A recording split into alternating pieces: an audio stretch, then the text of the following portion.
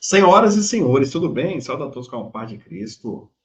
E 2026, o homem mais poderoso do mundo, hein? Donald Trump, homem que senta na cadeira mais poderosa do mundo, hein?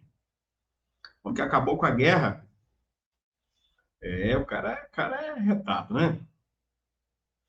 Agora, os olhos estão voltados ao Brasil. Amém, né? Chegou a nossa vez. Você viu que as sanções de Moraes está chegando. As sanções deveriam vir naquele avião dele, B2, né? Donald Trump, né? Chegava rápido aqui, né? Pois é.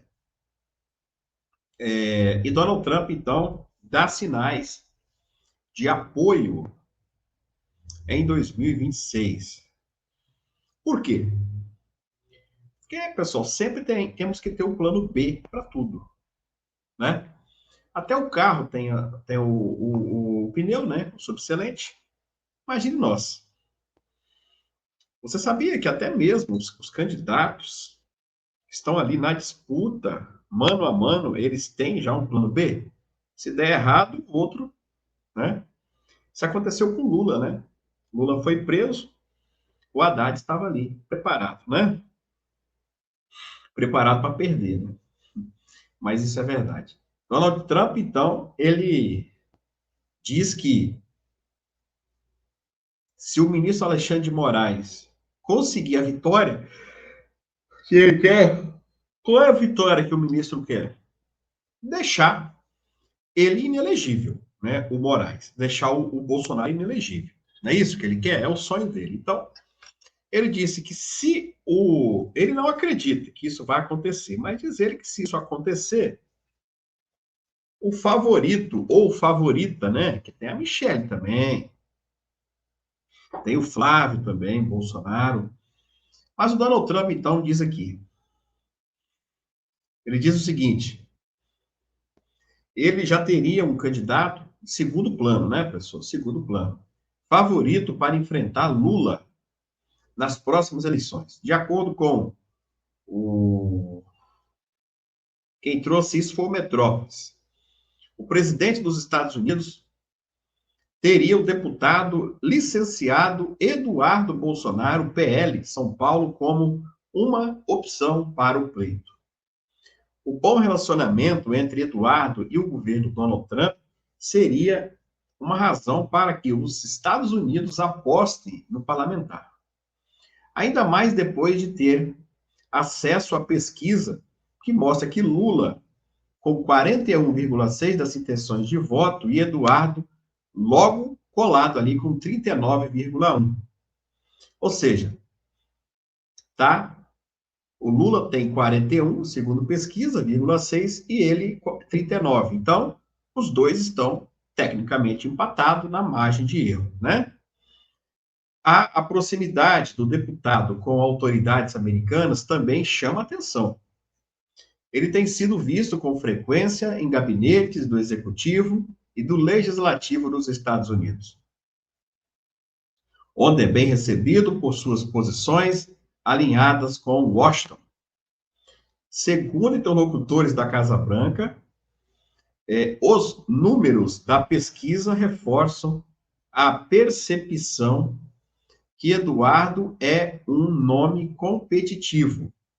O parlamentar tem apoio em temas como relação bilaterais, geopolítica e sanções ao ministro Alexandre de Moraes. Apesar da simpatia, o entorno de Donald Trump avalia que uma manifestação pública de apoio pode acabar beneficiando Lula. Por isso, os Estados Unidos devem agir com cautela no cenário político brasileiro. Lembrando que o prazo do Eduardo está se acabando também, né? Ele pediu para manter o mandato ativo, mesmo estando nos Estados Unidos. Isso não foi ainda definido. Acredito que o Hugo não vai aceitar, né? E ele possivelmente não volta, né? Este ano. Então, acredito eu que ele terá, sim, ali o seu mandato, vai perder o seu mandato por faltas, né? Caso ele não volta, né? Então, o suplente assume e vida que segue. Porém, para o Senado, ele pode sim fazer a campanha dele de lá, de onde ele quiser, né? As redes sociais, eu dormi pouco essa noite. As redes sociais, elas estão aí para isso mesmo, né? Não precisa mais você estar dentro de casa, subir em cima de um caminhão, de um palanque, não precisa nada disso. As redes sociais, muita gente divulga aqui, né? Eu acredito que ele será o senador mais votado da história também, né? Ele já é o deputado mais votado, né? Da história e será ali, talvez, o senador mais votado. Eu falo talvez porque a Michelle também vai disputar, né? Em Brasília. E a Michelle nunca foi testada nas urnas, né? A gente não sabe o potencial de voto. Mas pesquisas, sim, apontam que ela tem, sim, chance de ganhar em todos os estados brasileiros. Agora, é saber quantos votos Michele vai ter. E a gente também não pode comparar, né? O percentual de votos que tem em Brasília e em São Paulo também, né, pessoal? A gente tem que relevar isso aí, né? O Eduardo, ele pode até ter mais votos que a Michele, mas a Michele está num estado menor, né? Menor do que São Paulo. Eu sei que os dois serão bem votados, mas eu, particularmente, eu não sei se os dois disputassem, por exemplo, em São Paulo, quem teria mais votos. Aí sim, os dois dentro de São Paulo. Mas isso não importa. O que importa é a gente saber que os dois vão ganhar, né? Já foi definido também Carol Detone, né? Em Santa Catarina já está definido. Carol Detone e Carlos Bolsonaro, né? Bolsonaro bateu o martelo hoje. Não é isso? E Brasília também está definido. Michele Ibanez Rocha, não é isso? Rio de Janeiro, Flávio e Cláudio Castro, não é isso? Já estão definindo aí. Rio Grande do Sul vai ser o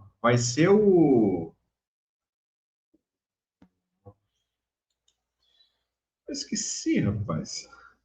O Sanderson, né? O Sanderson, né? O Sanderson que será aí,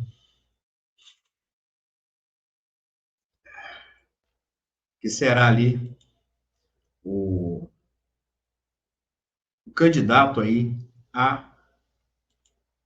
ao Senado, beleza? Olha aqui, ó, temos aqui já Bolsonaro sobe a rampa do Palácio Tiradentes para encontro com o vice-governador. Olha só, hein?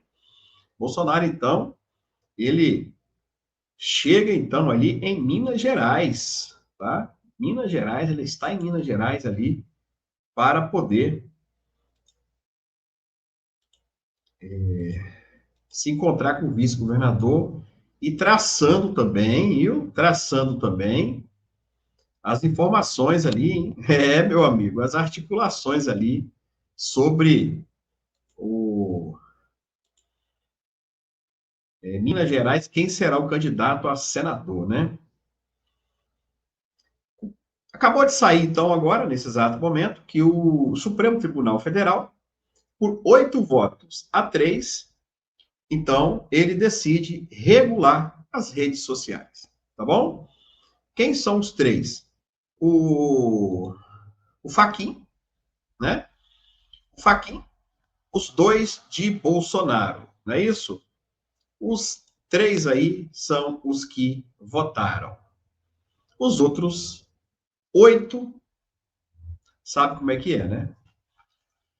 Então, as redes sociais foram regulamentadas, não pelo Congresso Nacional, que deveria ter sido lá, infelizmente, no quietinho.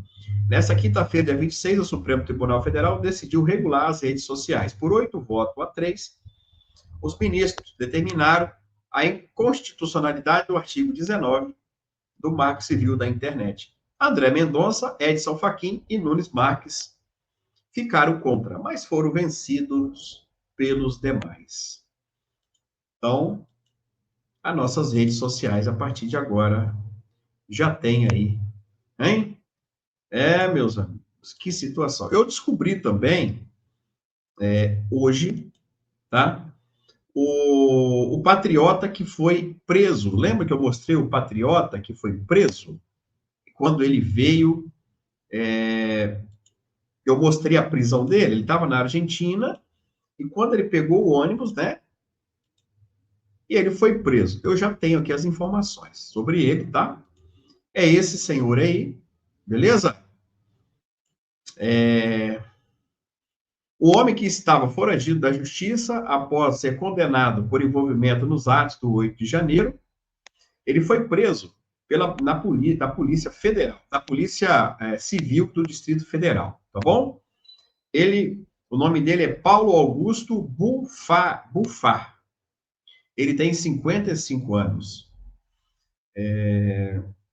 Ele passou a ser considerado foragido após romper a tornozeleira eletrônica. Ele foi detido por ser um dos condenados do 8 de janeiro, tá? E ele estava foragido na Argentina. A prisão foi efetuada no cumprimento de um mandato expedido pelo ministro Alexandre de Moraes. Então, esse aí, eu não conhecia, mas aí está, eu tinha falado só as iniciais dele, ele estava de costas, né? De costas, não deu para a gente ver, eu só falei que era uma pessoa branca, né? Pela nuca dele ali e tal. Mas agora a gente já sabe, então, aí que ele foi preso e agora vai cumprir a pena. Esse cara, me parece que estava sendo monitorado, né? Assim que ele chegou em Brasília, ele nem saltou do ônibus, né? Ele já foi preso. Estão de olho aí no pessoal aí do 8 de janeiro, hein? Estão de olho aí. Rapaz. Meus amigos. Então, a nossa rede social. O advogado de Braga Neto agora acabou de acionar a OAB contra Moraes, por vetar que a cariação com o Cid fosse gravada, por negar, né? Não sei se vocês sabem, mas é um direito nosso, né, dos advogados, gravar audiência, né, pessoal? Né? Nós podemos sim gravar, mas tem juiz que não deixa, não deixa. E aí recorre ao OAB, aquela história toda. Mas já passou, né? Já passou, não gravou. Aí a OAB vai fazer o quê com o Moraes? Deu para entender? Chega na hora lá, o cara fala assim, eu não deixo gravar. Aí o advogado vai fazer o quê? Vai recorrer ao OAB? Se já está em cima da hora da audiência? Deu para entender? Então, a gente recorre para outras situações e tal, mas na outra situação eles fazem a mesma coisa. Sempre foi assim. Sempre foi assim. Você que está ajudando o paulistano, hein? Nós pagar o aluguel dele. Vamos pagar o aluguel do paulistano, que está morando, pessoal, dentro de um cercado de lona, na Argentina, e a frente fria ainda está chegando. Já está congelante lá, mas ainda está chegando o inverno. Nós temos que tirar aquele homem de lá. Vamos tirar ele de lá, dormindo no chão e num local cercado de lona. Eu mostrei o vídeo a vocês. Vamos ajudar ele? Eu quero pagar o aluguel dele. Aqui está a chave e aqui você manda o seu comprovante, que eu tenho um super vídeo para você, tá bom? Se você mandar agora, você vai ganhar um super vídeo meu. Um abraço, fica com Deus. Deus te dê em dobro.